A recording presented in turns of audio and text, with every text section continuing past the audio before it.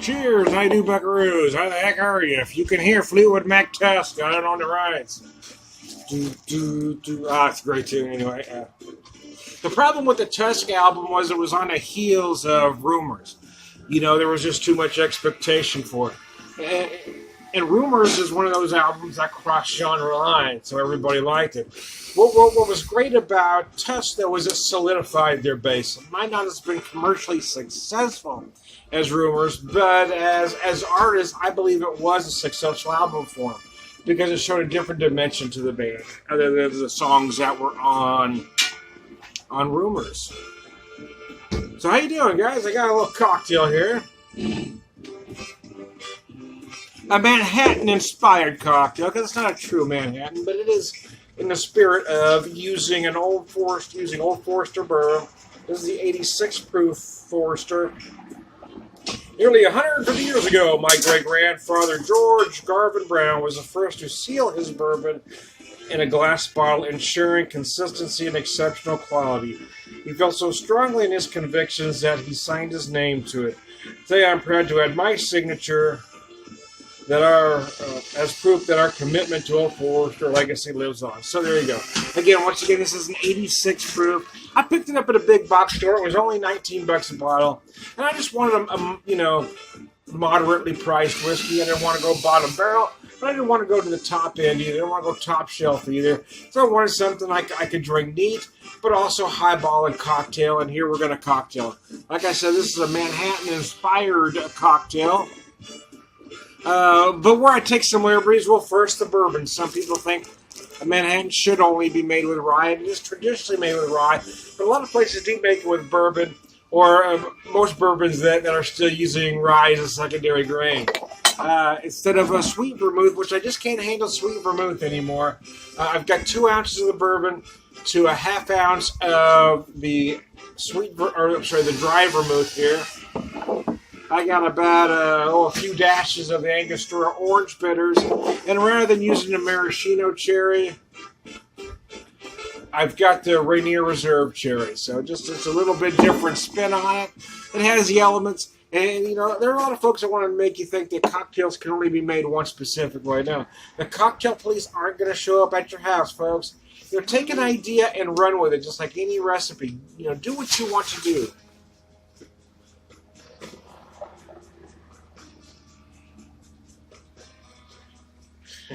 You can hear Aerosmith back in the saddle. I don't own the rights, man. The aroma's very nice. You really feel the bourbon mixed with I feel those orange bitters a lot on the nose, actually. Using this glass my wife picked up the other day, which I think is probably a dessert cup. But it looks like a martini glass, so I figured what the hell. And I say that because my mom had glasses.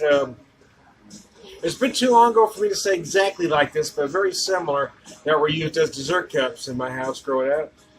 But it's got that martini glass shape. Who knows? She might have been using martini glasses as dessert cups. Nobody knows. This looks like a cocktail glass that could have been served in any cocktail lounge throughout the 60s and 70s.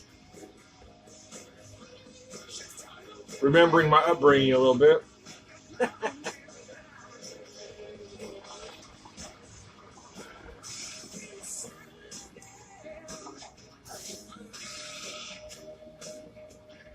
And there you go. Does it taste exactly like a Manhattan? No, it's not supposed to. But yeah, it has that idea of a Manhattan. But yeah, the last couple times I've tried to drink sweet vermouth, I can't drink it anymore. It's too sweet for me. So I've replaced dry vermouth in all of the Manhattan-inspired drinks that I do make. So there you go. I thought I'd start today with a cocktail, and I'm going to be like an Irish alcoholic from here on in and switch to beer.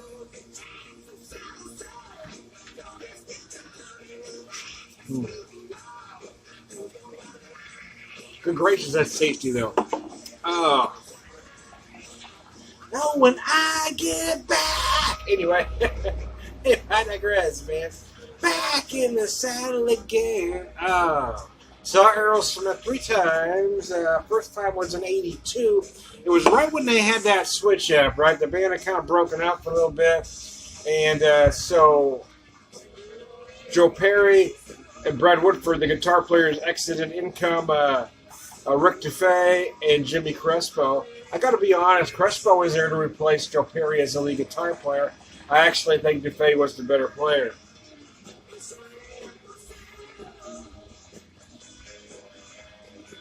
Looking back at it now, I almost think Crespo was a good guitar player, don't get me wrong. I'm not trying to take anything away from him.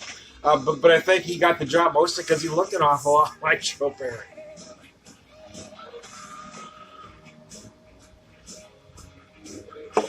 But live for me, when I saw that band live in 1982, even though Dufay was the rhythm guitar player, when he had solos, they felt more dynamic than Jimmy Crespo's solos, and he seemed more comfortable on stage. But in 1984, Exit, the Replacements, and Whitford and Perry were back, and to see those two guys in that dynamic, it was great. Again, Joe Perry is a great guitar player and an underrated lead player, in my opinion. However, he was able to do what he was able to do with Aerosmith largely because Brad Whitford was really that good, or is really that good. Rhythm guitar players tend to get overlooked. But what Whitford did was more than just play rhythm. Even though he's listed as a rhythm guitar, he did play some solos. But a lot of the riffs you hear in Aerosmith tunes is Brad Whitford, while Perry's able to go off and do other things. That's what made that band spectacular, in my opinion. And I love talking music as I'm sipping a cocktail, because if we were all in a pub together, that's what we'd be doing. So we're all here today at the Whiskey Whisperer Pub.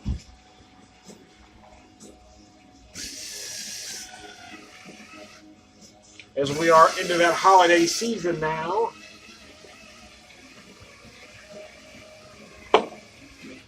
I do say Merry Christmas, I do, but I don't begrudge people that go. And that's the problem with that militant wing, is that, they look at Happy Holidays as an insult. Nobody's insulting you by saying Happy Holidays. You want to say Merry Christmas, say Merry Christmas. But you shouldn't be offended if somebody says Happy Holidays to you. That's just ignorant. If somebody walked up to you and said Happy Hanukkah, would you get your panties in a wad? Well, you probably would.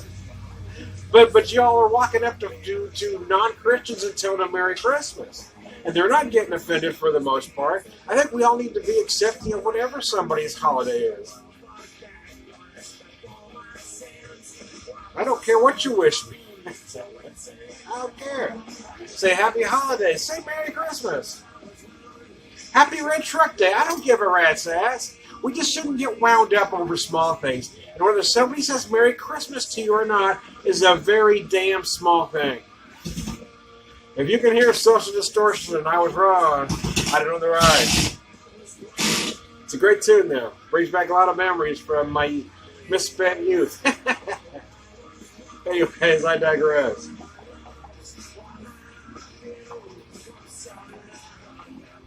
As much as people want to tell you this is a Christian nation, it is not.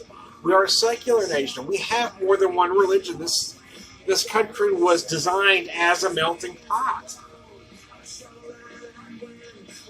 So we should be accepting of all religions. Now, you don't have to adhere to them, but if you want somebody to bow to every whim you have with your religion, you better be willing to do the same.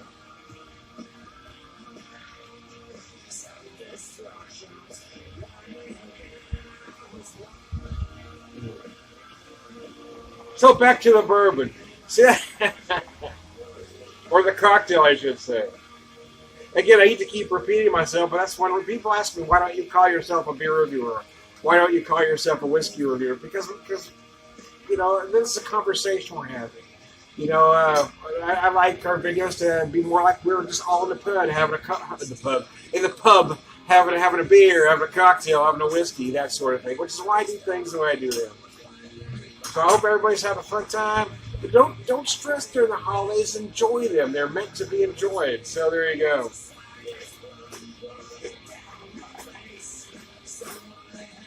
I enjoy Christmas. I do. Not as much as I used to. It's a little harder now these days. But my son Seamus, his favorite holiday was Thanksgiving. And the reason for that, and he loved Christmas, don't get me wrong.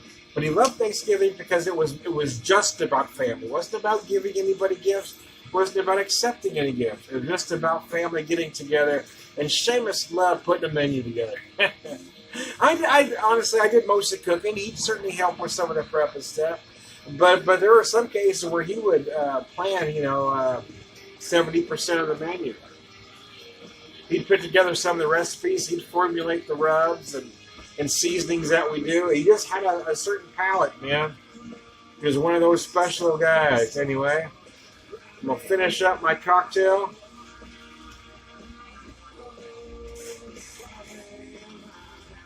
I was wrong. Anyway, it's a great tune, man. I am Tom the Whiskey Whisperer, Whiskey Evangelist, prolific whiskey drinker. Great wisdom, man.